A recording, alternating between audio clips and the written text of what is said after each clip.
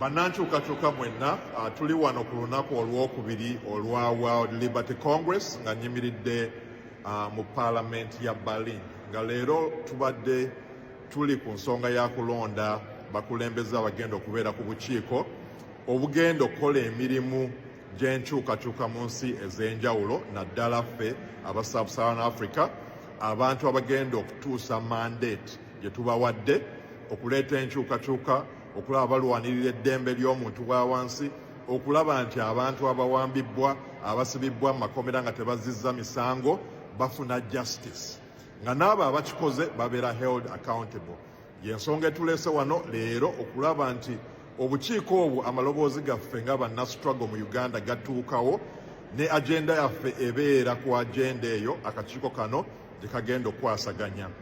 Bwe mutunuulira East African Region bannayuganda newankubadde omulamu omukulu ng'omulonzi gwegwa domestic policy okulaba nti oyina eddagala mu malwaliro okulaba nti infrastructure enguudo nnungi okulaba nti amasomero gali bulungi okulaba nti abaana bamwe bafuna emirimu nga bamaze okusoma okulaba nti tulina demokrasiya ku ground ne rule of law ebyo ebintu byonna bitu focusinga on ng'abalonzi naye ne foreign policy eba important kuba mulaba nti obuvuyo obugenda mu maaso e Uganda butandise okusaasaana mu nsi eziteetoolodde mulaba ebigenda mu maaso e Kenya mulaba ebigenda mu maaso e Tanzania mulaba DRC mulaba Sudan bwetambula obuvuyo bwonna obuva mu nsi yaffe Museveni atandise obusaasaanya mu nsi ezitwetoolodde n'olwekyo okuba ne East African Region eri stable twetaaga omukulembeze agenda okuprioritizinga rule of law agenda okuprioritizinga democracy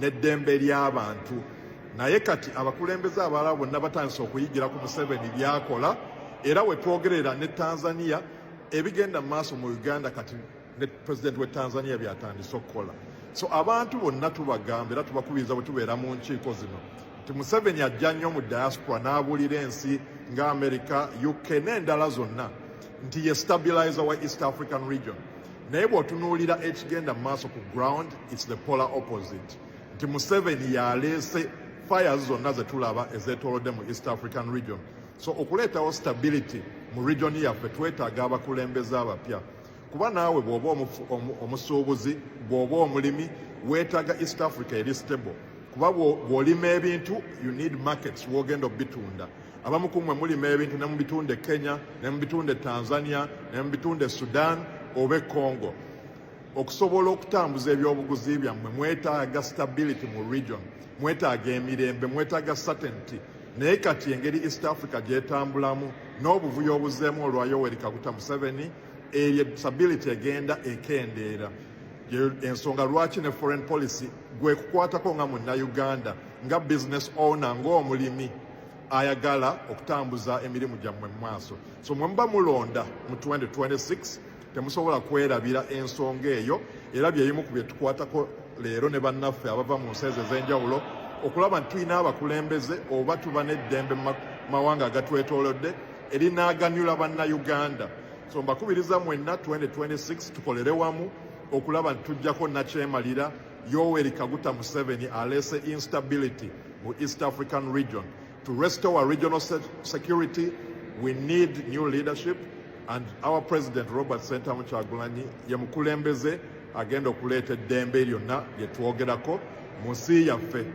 Mbakubiriza bannayuganda 2026 ffenna tuve ewaka tugende tulonde bw'oba oli mu diaspora nga tusobola kulonda at least waayo ka contribution teekayo ettaffaali ku chapter yo genda ku kitebe ennamba ziteereddwayo gy'osobola okuweereza ka mobile money oba kozesa omukutu gwaffe ogwa diaspora.nup.org owagire abakulembeze ab'enkyukakyuka abakulembeze abagenda okulaba nti tuba ne stability mu East African Region abakulembeze abagenda okuprioritizinga domestic policies mubeere nga muyina eddagala mu malwaliro ng'enguudo nkole ng'amasomero malungi ng'abaana bafuna emirimu yeyo change gye twogerako yeyo Uganda empya gye twogerako ffe tuli wano mu Berlin okulaba nti ebirowoozo byammwe amaloboozi g'abaana abasibibbwa ababonyaabonyezebwa ababeera tortured gatuuka mu bifo nga bino ne agenda eyo ebeere ku agenda ya World Liberty Congress. Sigadde ndi Dr. Daniel Kauma, NUP Diaspora Team Leader, mbakubiriza mwenna ffe tetugenda kuzikiza aba diaspora era tugenda kubabeererawo, tugenda bayirawo omubiri nga bannayuganda abali ku ground abatambuza emirimu gy'enkyukakyuka. Tukolere wamu okulaba nti 2026 nakyemalira ava mu ntebe.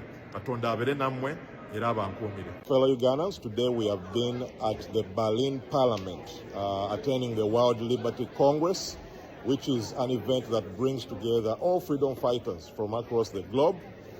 We have been in this room today deliberating on a number of resolutions, and one of the key resolutions that we have tackled today is the issue of political prisoners.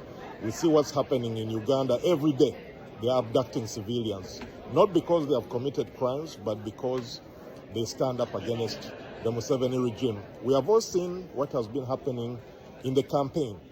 There's video footage, and the only footage available so far is that of NRM supporters holding rocks, sticks, among other gadgets, beating up police officers and NUP supporters. But what is surprising, the spokesperson of police comes out and says that they are arresting and rounding up NUP campaign members of our president because they committed crimes. What they are not showing is any evidence. The police spokesperson has not pointed at any single video footage. So it's shocking that with all the cameras that are available from both the live streams and also even police officers have cameras, that they have no evidence to show for the abductions that are happening on the campaign trail. So we in the diaspora are going to continue singing the message and the gospel of change to make sure that there's accountability for all the abductions that are happening. There's accountability for all the political prisoners until they are freed. But most importantly, we encourage Ugandans to support the campaign for a new Uganda. Make sure they stand with our presidential candidate, Robert Sentamu Kyagulanyi, in the upcoming 2026 election. Because the problem we have is Museveni. All the problems that we're talking about, such as political prisoners, such as a poor economy, such as a broken healthcare system, such as poor infrastructure, all those problems will be gone when Museveni is gone from power. So the ultimate problem Uganda has is the authoritarian regime of Museveni. When we get rid of that, and 2026 is the starting point, we can have a better country, a better economy, a well-governed country. If you're in the diaspora, let's support the efforts on the ground. Go on diasporanup.org. You can donate through your chapters or through the numbers designated by the NUP Secretariat.